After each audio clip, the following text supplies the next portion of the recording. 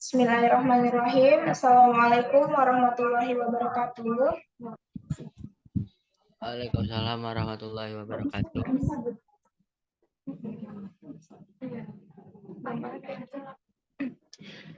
Perkenalkan, saya Arina Ulfidayati. Di sini saya sebagai moderator dari kelompok 5. Kelompok 5 kami terdiri dari yang pertama Arina Ulfidayati, yaitu saya sendiri. Kemudian ada Delina Sari yang saat ini berhalangan hadir karena sedang sakit. Kemudian ada Desi Ayuwandari, Destina Sangsari, Jihan Susilawati, Putri Harun Zakia, Reza Amanda, Teresia Marcella, dan Valen Nuritidia. Di sini kami akan mempresentasikan materi dari anatomi fisiologi manusia tentang sistem integumen. Sistem integumen merupakan salah satu organ tubuh yang mampu atau berfungsi untuk membedakan, memisahkan, melindungi, dan menginformasikan kepada manusia terhadap lingkungan dan sekitarnya. Organnya yaitu berupa kulit yang berfungsi untuk melindungi, mengekspresi indera peraba, dan termoregulasi, serta pembentuk pigmen dan absorpsi. Untuk lapisannya, yang pertama ada lapisan epidermis yang terdiri dari 5 bagian. Untuk bagian stratum corneum dan stratum lucidium akan disampaikan oleh rekan saya yaitu Valen. Kepadanya dipersilakan. Stratum granulosum, lapisan yang tersusun atas sel-sel granular pipih yaitu sekitar 3 hingga 5 lapis. Ketika sel-sel keratinosit berpindah dari lapisan squamosum sebelumnya, sel-sel tersebut menjadi sel squamosa sebab telah kehilangan inti.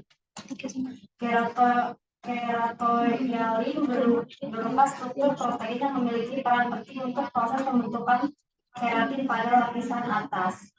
Lalu ada stratum spinosum terdiri atas 5 hingga 15 lapisan sel-sel poligonal yang terletak basal yang memiliki sel-sel Langerhans sebagai sistem imunitas.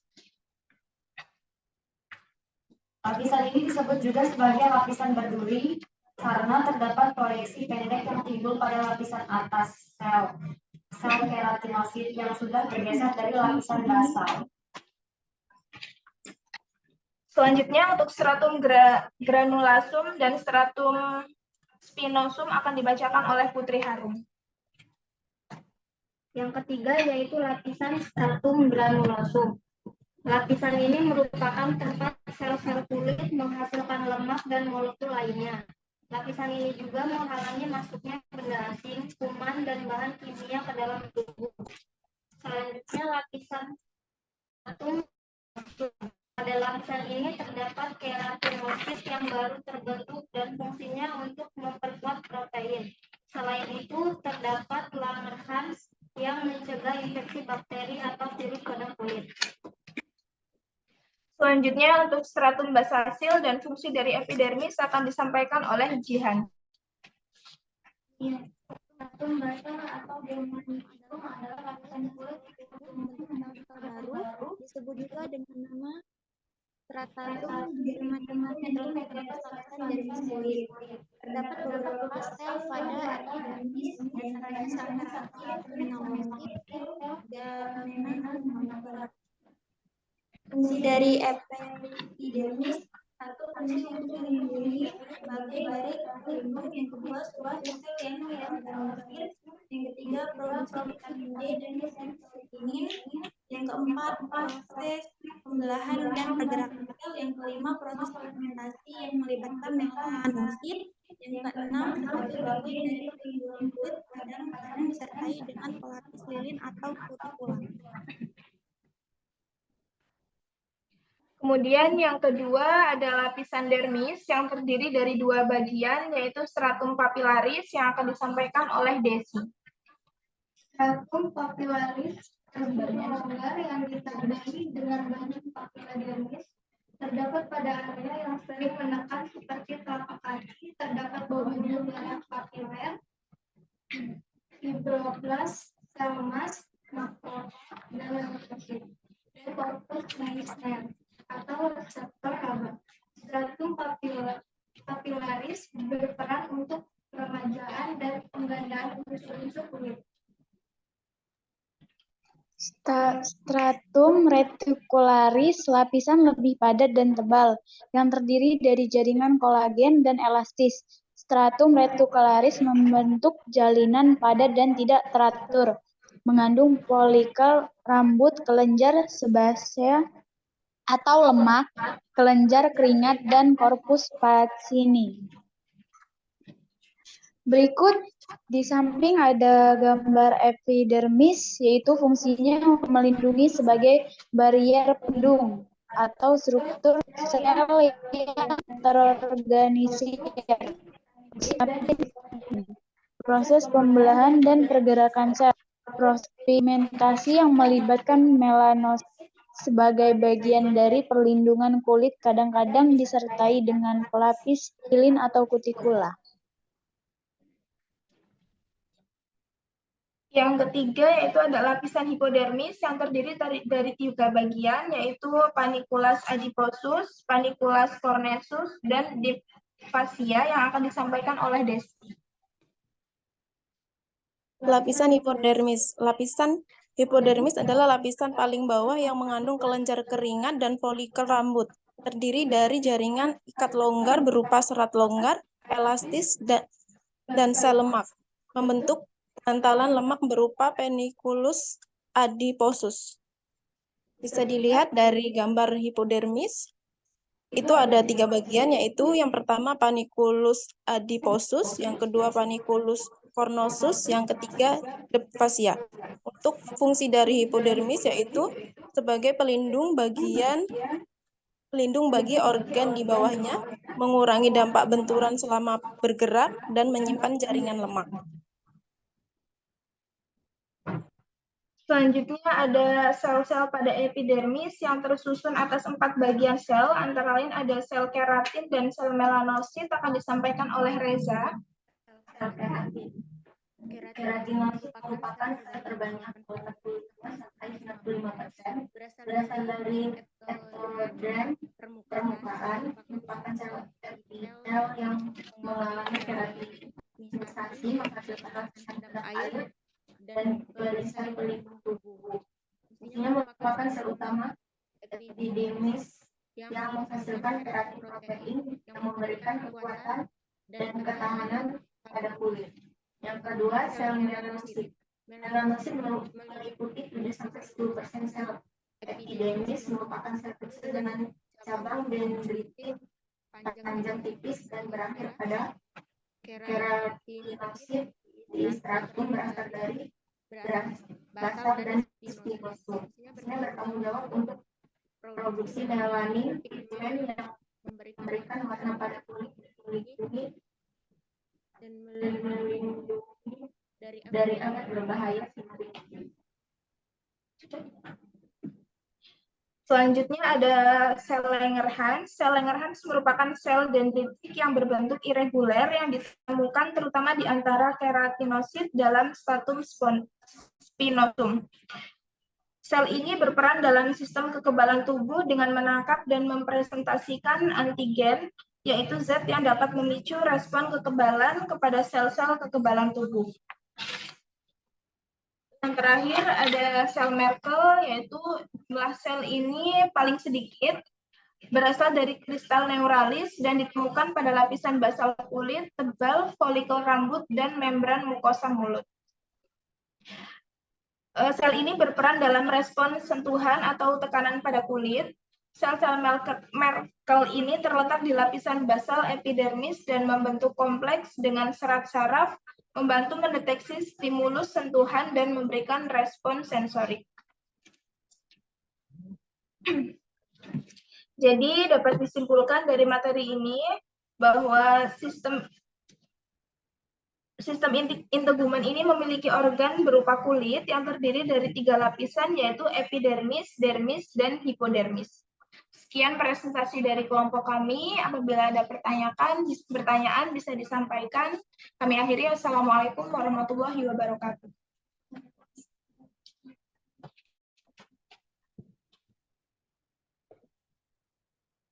Sudah cukup, Ibu.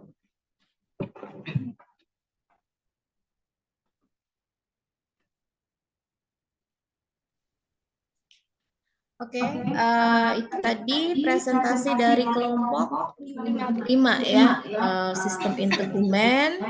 Jadi silakan yang ada di Zoom bisa memberikan penilaian ya dan pertanyaan seperti yang saya sampaikan tadi. Ini semua akan menjadi bukti kehadiran bagi mahasiswa yang hadir secara Zoom ya, tidak langsung ke kampus begitu.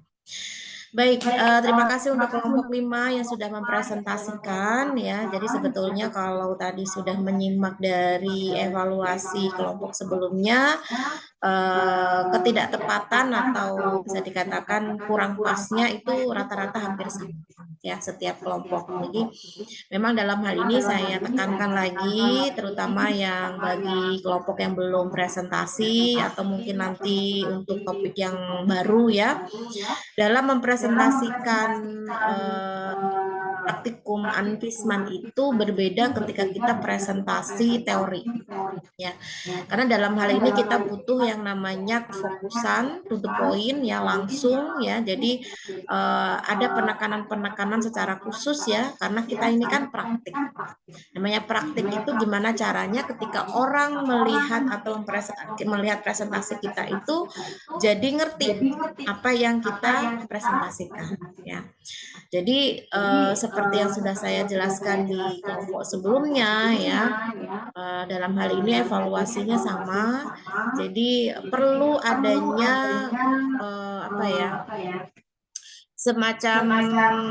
semacam trik ya, bagaimana cara mempresentasikan itu agar bisa tampil dalam satu layar ya. Itu sudah ada gambar, sudah ada bagian-bagiannya, sudah ada karakteristiknya, sudah ada fungsinya ya.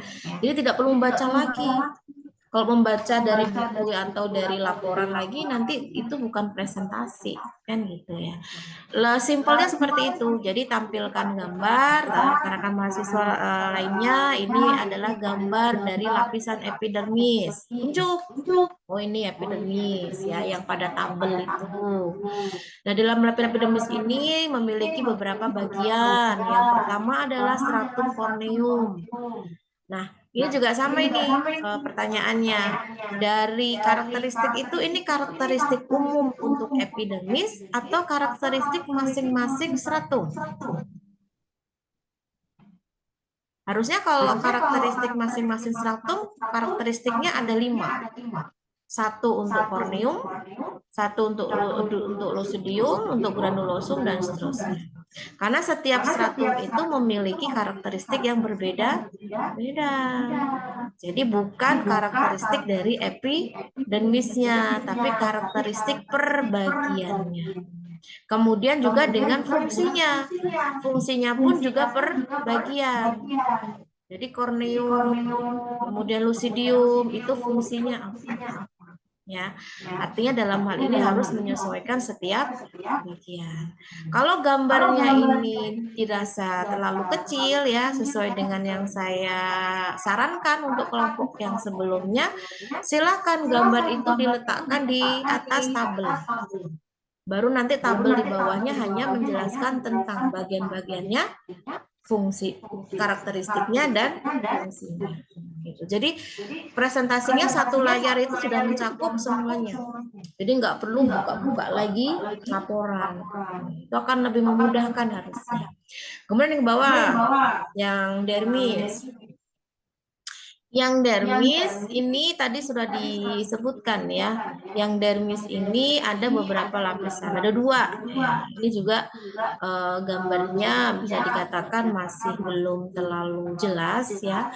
Jadi silakan cari gambar yang memang bisa mewakili. Kalaupun toh memang tidak nemu gambar yang itu lapisan kulit mencakup semua bagian yang lengkap, terpisah-pisah tidak apa-apa, berbeda-beda tidak apa-apa, ya. Dermis kalau memang ada gambar hanya lapisan dermis saja yang mencakup adanya lapisan apa itu? Papilaris, kemudian lapisan retikularis, ya itu nggak apa-apa, tapi harus jelas yang mana ini bagiannya. Karena kalau di gambar, saya yakin itu tidak bisa terlihat dengan baik mana lapisan papilaris, mana lapisan retikularis. Itu juga sama, silakan gambari cari yang jelas, diletakkan di atas setelah selesai untuk yang epidermisnya ya. Dia di bawahnya dikasih tabel, tabelnya yaitu isinya bagian-bagiannya apa, karakteristiknya apa, dan fungsinya. Ini juga sama ini. Karakteristik dari stratum papilaris apa? Karakteristik dari stratum retikularis apa? Ini jadi masing-masing punya karakteristik yang berbeda. Ya. Kemudian fungsinya juga begitu. Papilaris fungsinya untuk apa? Retikularis untuk apa? Jadi nomor itu harus relate, nyambung. Jadi kalau mau pakai A, B dari ujung sampai selesai itu juga A sama B. Ya, jadi kalau untuk yang bagian A itu stratum papilaris, berarti untuk karakteristiknya A itu untuk apa? Karakteristiknya apa? Kemudian untuk fungsinya A itu untuk apa? Jadi satu kesatuan. Gitu. Ya, jadi tidak A satu itu enggak. Jadi satu kesatuan. Jadi dia bacanya itu dari kiri ke kanan. Ya. Begitu pula dengan stratum retikularis, itu nanti B berarti karakteristiknya. Kemudian untuk fungsinya berarti B juga. Berarti ini relate ya antara bagian karakteristik dan fungsi. Jadi pada intinya praktikum Anvisman pun kalau kita melaksanakan di kampus atau di lab ya seperti ini. Ada gambar, kemudian kalian jelaskan bagiannya apa, sebutkan bagiannya apa. Kalian jelaskan karakteristik apa setiap bagian, terus fungsinya apa. Hanya seperti itu ya. Meskipun hanya, tapi dalam hal ini memang dibutuhkan ketelitian. Jangan sampai tertukar antara satu bagian dengan bagian yang lain. Tentunya dalam aplikasinya ya, saya tidak meminta kalian untuk menggambar secara langsung ya, bisa ngambil dari internet atau Google karena memang seharusnya kalau praktikum Anvisman ini harus gambar ya, harusnya gitu. Jadi mahasiswa harus gambar masing-masing gitu. Tapi saya fokusnya adalah bagaimana kalian bisa menemukan gambar dulu ya. Artinya tidak menggambar secara mandiri, tapi harus benar yang dicari itu sesuai yang diminta. Kalau memang itu lapisan epidermis ya epidermis yang dicantumkan. Kalau memang itu lapisan dermis ya dermis yang dicantumkan. Dan harus jelas setiap bagiannya. Kalau kalian lihat pada layar ya, tulisannya kecil-kecil banget gambarnya. Kelihatan nggak? Nah ya, yang presentasi saja tidak kelihatan, apalagi kita sebagai audiens. Audiens ini ibaratnya tuh orang awam. Yang nggak ngerti harus dibuat ngerti. Nah itu ya. Jadi dalam hal ini bagaimana caranya mensiasati agar tampilan kita itu bisa diterima dengan baik siapa yang menyimak. Kemudian yang bawahnya hipo.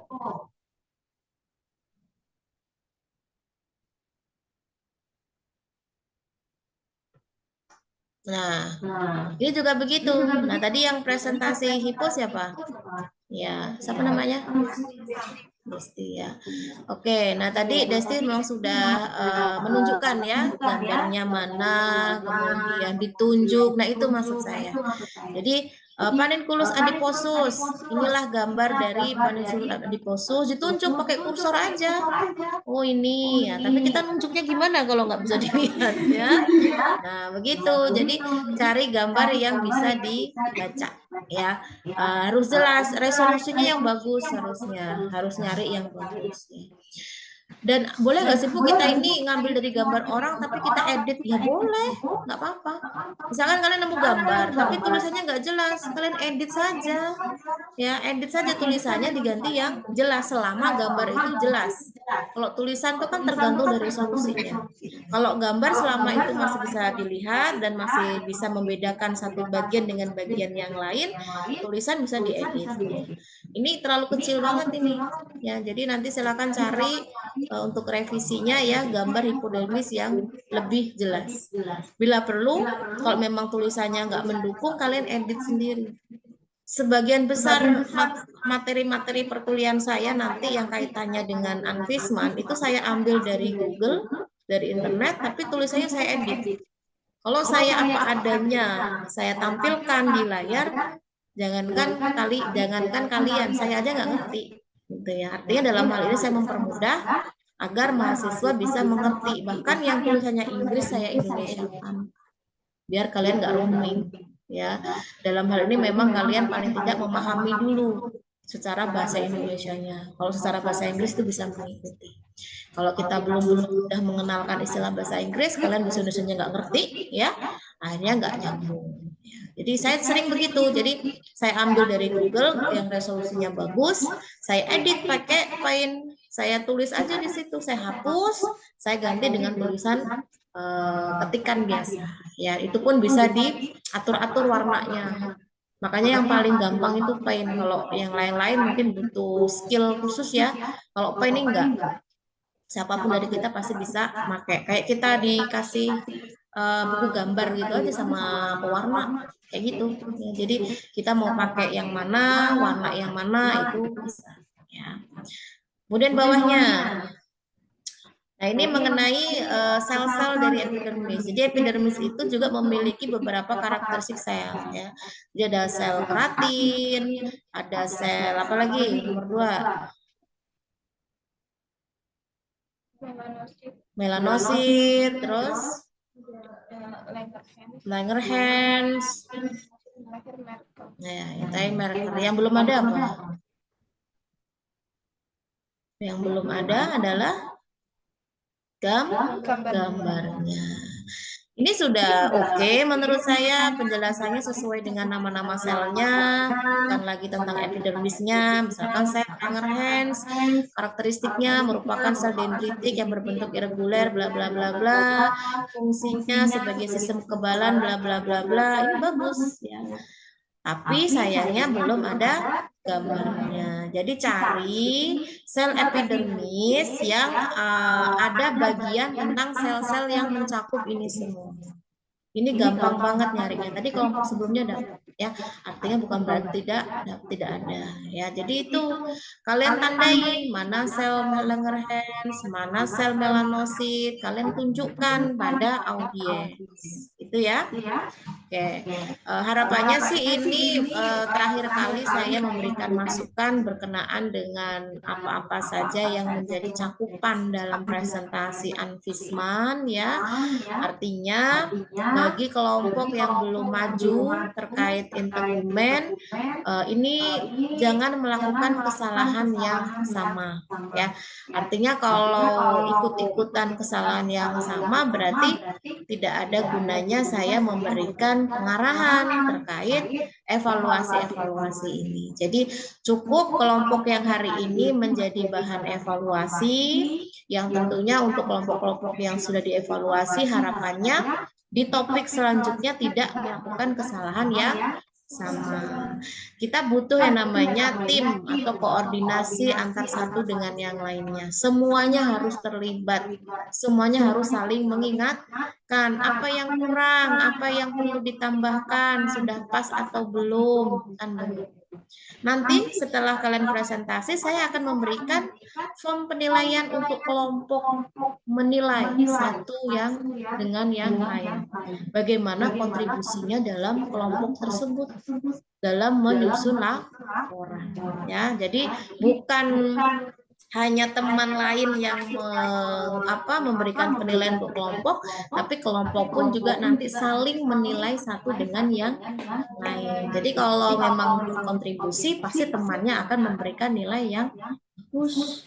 Tapi kalau nggak kontribusi sama sekali ya pasti akan nilainya tidak bagus. Ya, atau hanya sekedar ngasih materi tapi tidak diedit, ngasih nilai tapi mungkin tidak maksimal. Ya, dalam hal ini memang butuh kerjasama yang baik ya dalam penyusunan laporannya. Jadi waktu 30 menit itu harusnya bisa dimanfaatkan untuk bisa menyampaikan secara utuh ya laporannya seperti apa, tapi poinnya tadi sudah bagus ya. Pertama ada moderator, kemudian menjelaskan tujuannya apa, ada pengantarnya dulu, epidermis itu apa, dan lain-lain fungsinya. Nggak apa-apa disampaikan secara umum, nggak apa-apa.